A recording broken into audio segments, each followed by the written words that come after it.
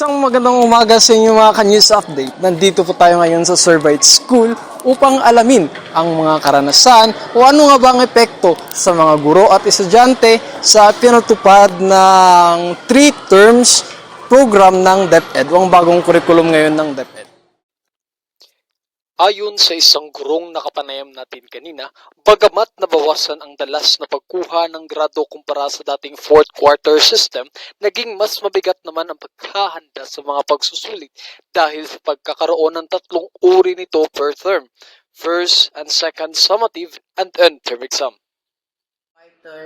Monthly at quarterly lang. Ngayon, sa 3 term kasi, may 3 siyang exam. First summative, second summative, at the end term.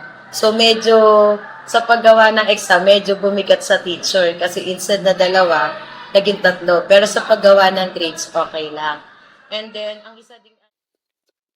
Binigyang diin din anya ang mas mahigpit na pagsunod sa instructional block upang maiwasan ng abala sa mga aralin tuwing may extracurricular activities. So, yung instructional, hindi ka pwede diyang mag-practice ng kung ano-ano. Bawal na yung mga activity during instructional block. Ayon din sa isang estudyanteng nakapanayam natin kanina, mas mahirap at mabigat ang pag-adya sa bagong 3 terminong sistema dahil sa mas pinaikli at pinaiksing termino kumpara sa dating 4th quarter. Anya, ang pagbabagong ito ay nagdudulot ng dagdag na hamon sa mga estudyanteng kasalukuyan ay nahihirapan sa pag-aaral. Magiging mas difficult po yun sa mga bilang po ng estudyante ngayon since marami na po kasi nagsastruggle sa education.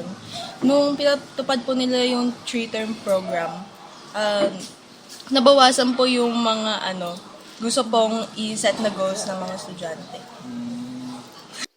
Sa kabila ng mga hamong ito, umaasa pa rin ng mga estudyante at guro na sana'y maging maayos ang pangkalahatang pagpapatupad sa programang ito.